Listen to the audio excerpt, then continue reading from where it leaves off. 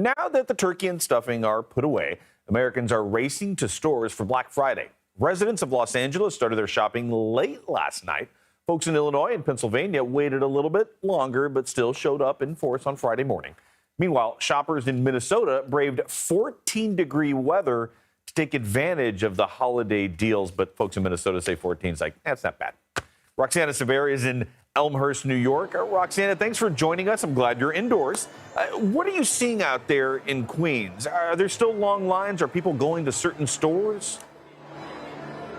Well, Omar, we have been seeing, there's a little bit of a gap behind me now, but we have been seeing a lot of shoppers with shopping bags here at Queens Center Mall, and things have been picking up since we were here earlier this morning when we met some shoppers who actually camped out all night on folding chairs.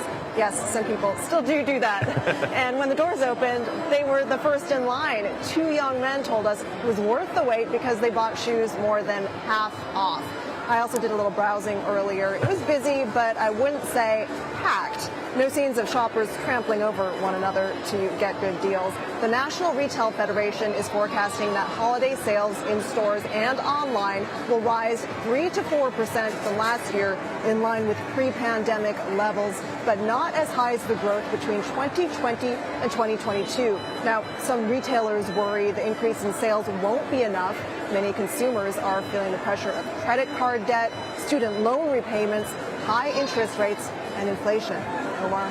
Roxana, you mentioned a little bit of online shopping there. Is this more of a hybrid experience where, are people going to get deals, but also a little bit of the ambiance? And also, how is this mixing in, as you mentioned, with that online shopping? Yeah, shoppers we've talked to said they're doing both.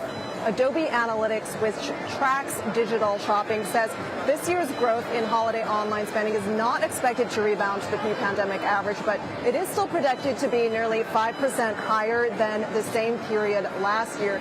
We spoke with an analyst there. He's named Vivek Pandya, and he attributes the online growth to a few reasons. One, he says there are more and more retailers vying for consumers' dollars.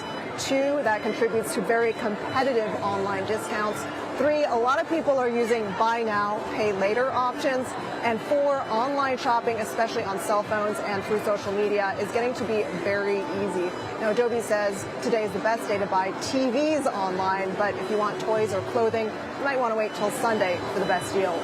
Yep. And have shoppers been dissuaded or scared away by inflation, or are those deals enough to kind of make up for that gap? If they're willing to go out there, they'll get a deal.